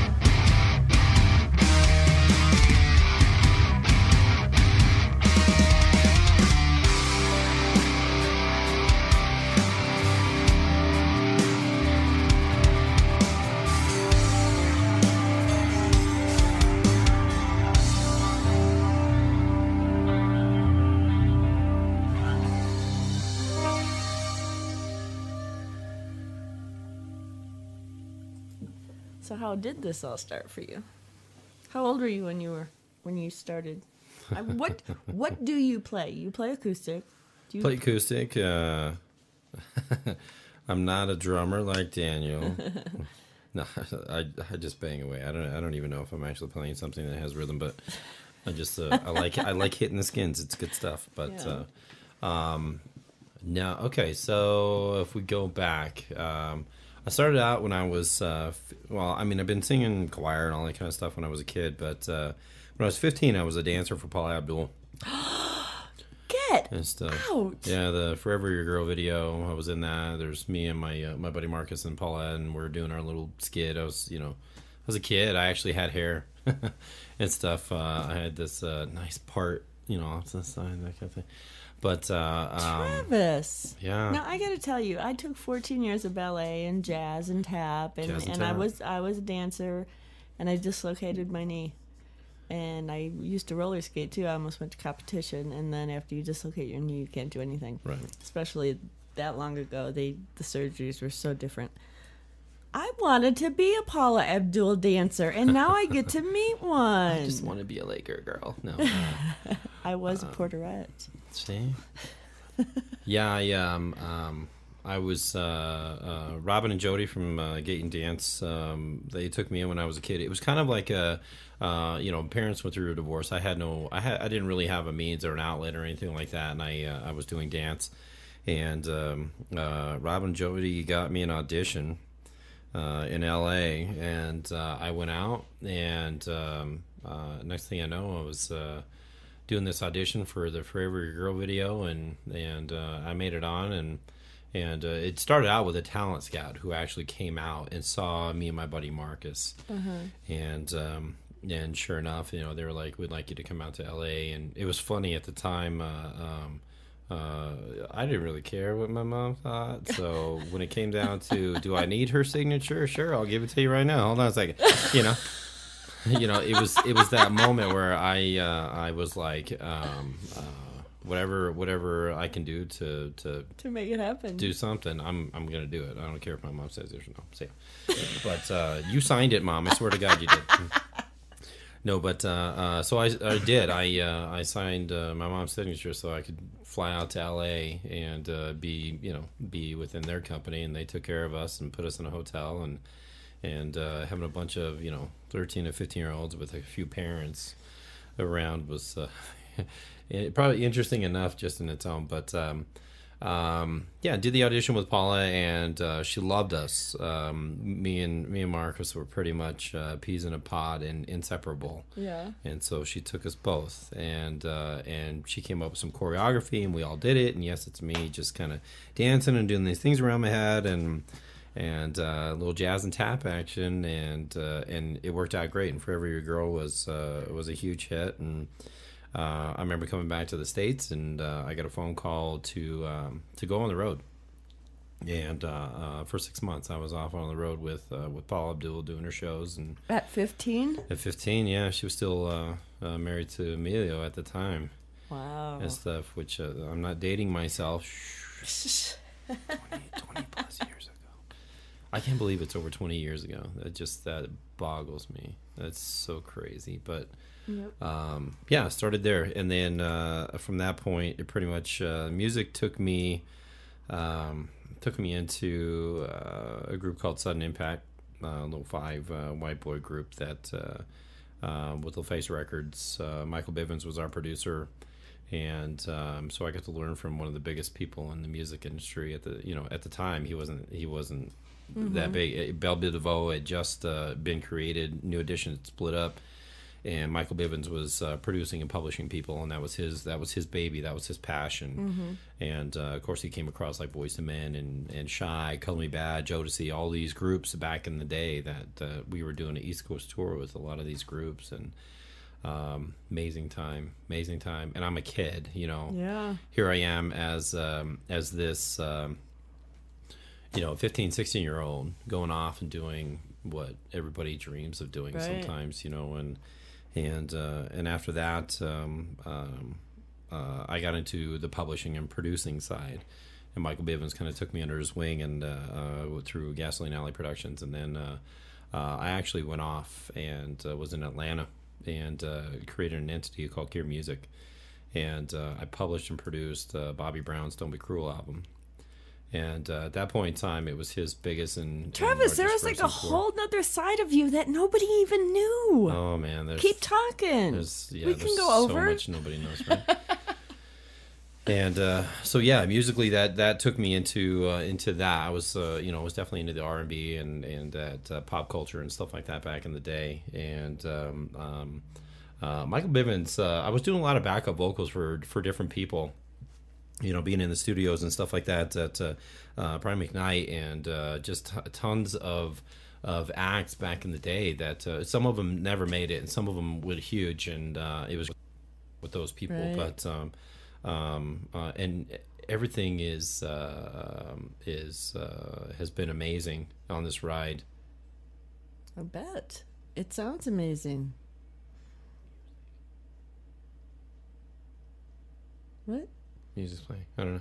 Okay. Music's playing. Somebody says music's playing. Okay, there we go. Oh, that must have been a station thing. It won't be. It won't be in the archive. So. Okay, good. So, but yeah, we Michael Bivens had he just kind of recognized a little bit of country. Yeah. In me, I've always been a country boy and stuff, but. He hooked me up with a lot of people in Nashville. So I went to Nashville, and I got into a lot of songwriting with Island Bound Music, and next thing you know, I'm a co-writer, a co-producer, and stuff like that with 5 top 10 hits, country music from Kenny Chesney to Mark Wills. We redid a song with. Oh I'm trying to get songs in my head, and I've got tons of other people. Brian White did Someone Else's Star. Aaron Tippin did That's Close I'll Get to Love. And you were producing these songs? And co-writing stuff on. Okay, you know what we got to do, Travis? We threw this in at the end. We only have 15 minutes left. I will have another show. We have to. We have to have Travis Keir come in as, Travis Keir. And Sure. you need to bring these songs that you co-wrote and co-produced, and we need to do a Travis Keir show. I'm serious. You have a lot of stuff that I don't think a lot of people know about, do they? No, a lot of people don't. I think I probably spent about 10 years being a hiatus. I had multiple things that happened in my life that I wanted to escape away from, and did some things. I was overseas for a little while, and I went through a very, very, very dark phase, and I didn't know. Yeah, it's just been a crazy intense ride. Music's playing again. Do you feel that you needed that ride to get where you're at now? Yeah, and you know what? I think along the way, I burned a lot of bridges along the way. I actually I don't have regrets as to where I am now. Everything brought me to where I am now, and I'm in a wonderful, wonderful place now with family and with music and stuff like that. Going from hip hop to country to where I am now. I have no regrets. There are a couple things that I wish to God I could go back and change, but I don't regret. Well, I think we all have that. Sure. But Because musically, we yeah. But musically, the country stuff was a great outlet, and it was pretty funny when Someone Else's Star came out. I remember reading one of the critics' reviews that was like, "Wow, it's a great song, but God, is it depressing?" And but that's the thing, is that back in the day when we're doing all this music, that's what kind of country was about, and that's definitely yeah, because if you played this country when it was an album, you could turn it backwards and get your dog back and get your house back and get your wife back. Yeah. Exactly. I think there's more Western, though. I know. I think there's a big difference between Western, the old Western, and country. Don't you? And especially today's new country. Today's new country is definitely country pop. Right. You've got, and especially since everything is so cross-genre. Taylor Swift, Rascal Flatts, all these guys. Everybody that's in country now, it's definitely... it's not rooted from what it used to be. Right. I mean, and sadly enough, a lot of that stuff is industry standards. How do you make more? How do you make more money with what you're producing and stuff? And and even with the music that we're doing right now, a lot of the things is like, you want to talk about a very mixed bag. Tabor and stuff like that. He's very 70s, 80s, some of that rock era, and then Josh, completely metal. He is a metalhead through and through. Loves Iconocost, loves Volbeat and all these groups out there and stuff like that. That for me, I'm like, oh my god, that's noise, and to some extent, but I do love the music. I do listen to it, but and then Daniel's jazz and punk and ska and stuff like that, and then there's me. R&B, country, now this. That's great, because it's a big vegetable soup, and you're going to come up with something. Exactly. And I had an alternative group back in '99 called Undecided, and it was pretty intense. We accomplished a lot in a very short amount of time, which I also think was our demise because we weren't ready for it. Yeah. And stuff, it went straight to our heads, and then at some point in time we were starting to create an album and stuff like that. It turned into our mixed bag turned into a mixed fight. Yeah. And everybody wanted to do things their way in different ways, and it just didn't work. That's what I love about the four guys that we have now, is that we all get it. Right. We all see a big picture, and we've been in this music industry. I've been in it for over 20 years. Tabor's been in it for 80 years. You know, and what was the comment? Between all of us, we got like 750 years worth of music experience, right? You know, and Josh has been in it since he was a kid and stuff like that. I mean, we all have such a different dynamic of where we've come from musically.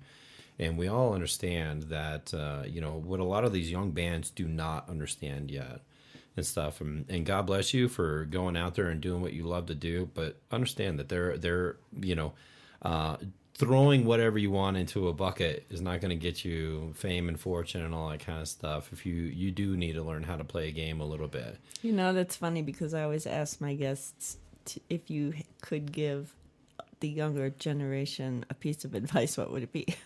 Yeah, you know, learn it. Learn the game. If you want to be famous and you want to make it, learn the game a little bit. So, and ask questions. Ask the people who've been doing this, like even in the Denver area for 20, 30 years. We have so many wonderful ones too. Yeah.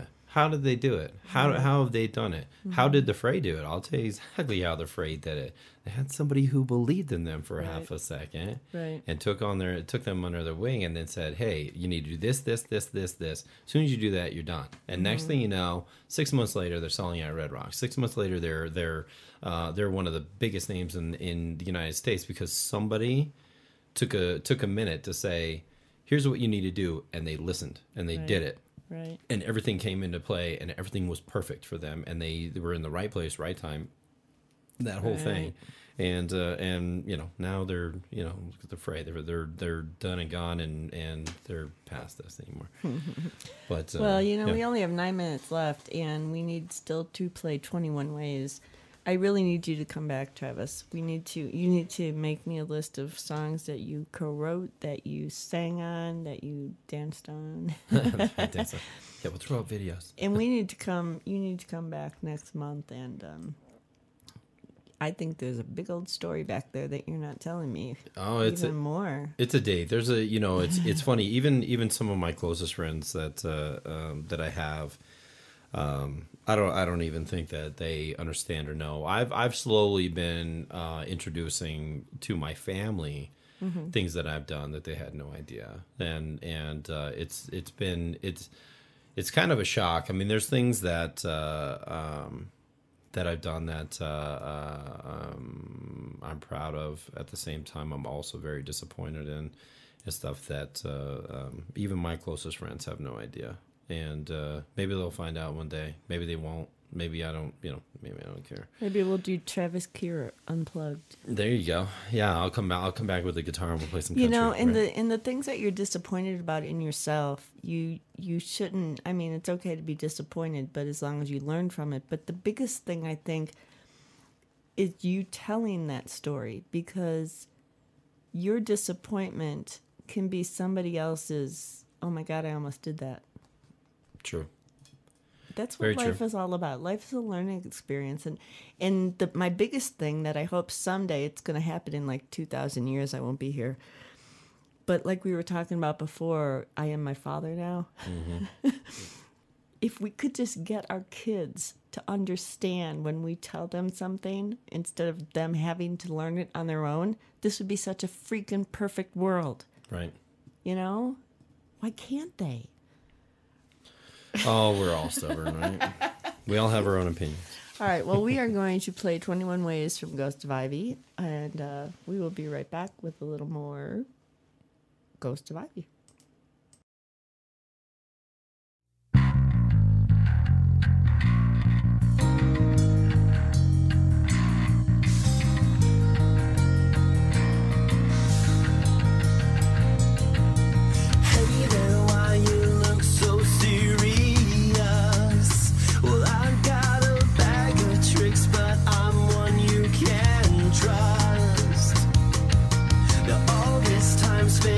Just not enough.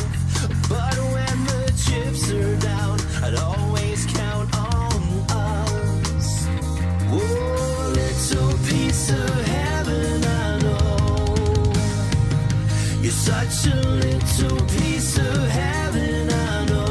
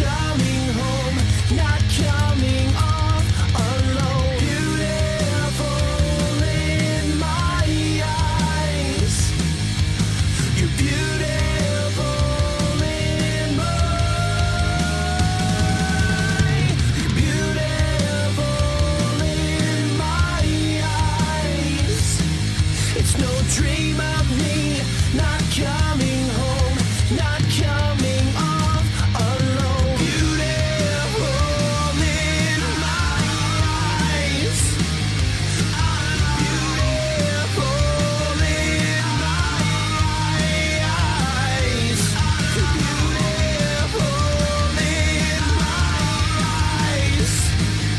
It's no dream of me not coming home, not coming off alone.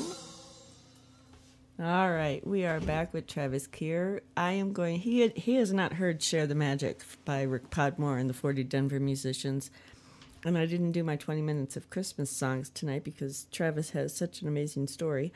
So we are going to play "Share the Magic" for Travis. Then we will come back and we will find out where you can go see Ghost of Ivy next.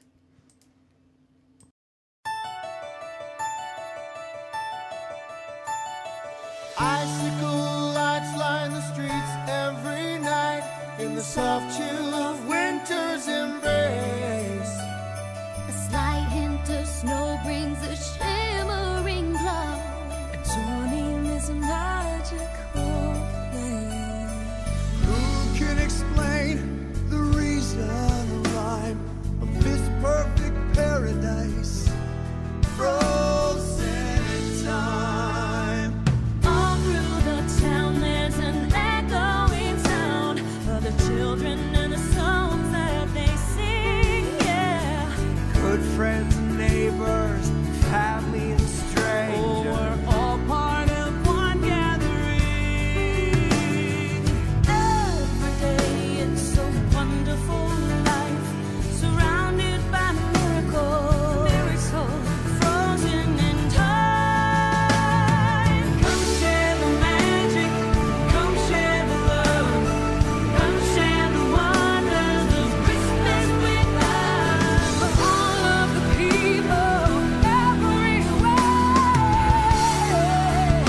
And there's always more than enough. Christmas magic to share. Storybook scenes and snow globe dreams and a hand-painted picture postcard. All the love and the laughter of joy ever after. Chapters we write from the heart. Every day this dream comes to life, living forever, frozen in time. Come share the magic, come share the love, come share the wonders of Christmas with us. For all of the people everywhere, There's always more than enough. Come share the magic, come share the love, come share the wonders of Christmas with us. God is whatever, no matter who cares. There's always more than enough. Share the magic, share the wonder, the treasures of every day. Share the magic, share the wonder. It's your invitation to our celebration. We hope you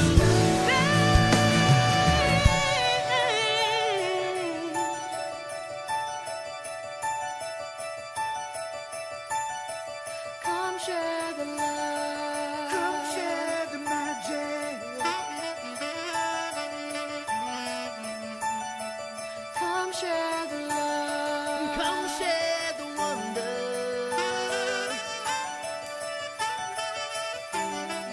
Come share the love. Come share the love.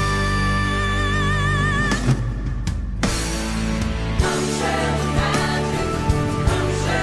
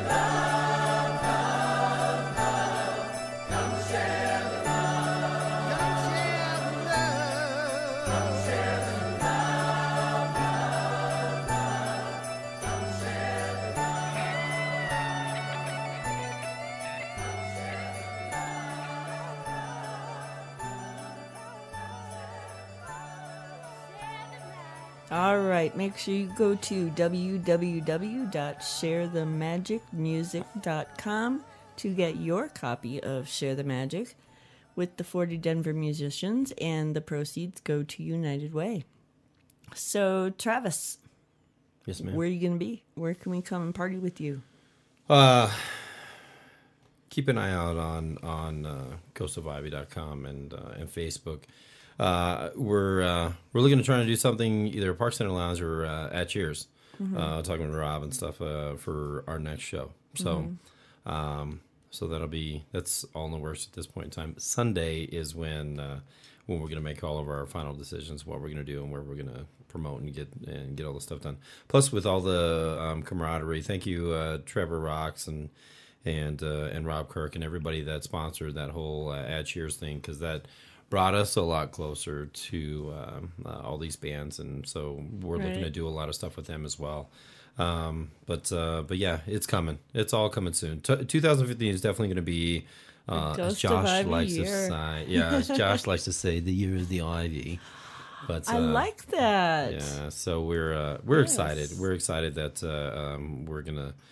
We'll get a lot more promotion going on out there for all of this. With our focus for the last 2 months, well, actually since October, was just the battle, and the rest of it has just been trying to come up with more Ghost of Ivy music and stuff. So yeah. All right, and you can always hear Ghost of Ivy music on Raven on the Rock, because I now have 5 songs instead of just Skin. Yay! So I can play more. Yeah. All right. So Laura wants you to take us out with your sexy country voice. Yeah. So at one point in time, I used to work with a local radio station, country thing. So, but yeah, she wants to hear my country voice. So, all right. So in my radio country, we'll do it. All right, this is Travis from Ghost of Ivy, and you've been listening to Raven on the Rock. Thank you. You're welcome. Thank you so much for what you're doing for all of us and musicians, and thank you for inviting us on. And you're very welcome. I'm totally blessed and happy to have been here. So you're going to come back. You're going to try to bring the boys with you when you do the other 3 songs, when you get those done. And then you are coming back just for a Travis Kier show. Hey, sounds good. We'll have to do the co-hosting. Yeah. All right. So you out there, go to ghostofivy.com. And always remember, only you can make your dreams come true. That's our show for today. I hope you enjoyed it, and I hope you'll be back. Raven on the Rock is brought to you by Rockin' Raven Productions and the Scoop 303. I'd like to give a shout out to our musical credits for our intro, The World Famous Johnsons, our exit, Garco, and our Raven Raps commercial by Michael Hornbuckle. I'd like to thank Rely Local Littleton for sponsoring us, and you can check out all our advertisers on the left side of our website, ravenontherock.com. I'd also like to thank all the amazing musicians in Denver and around the world for sharing their music with us.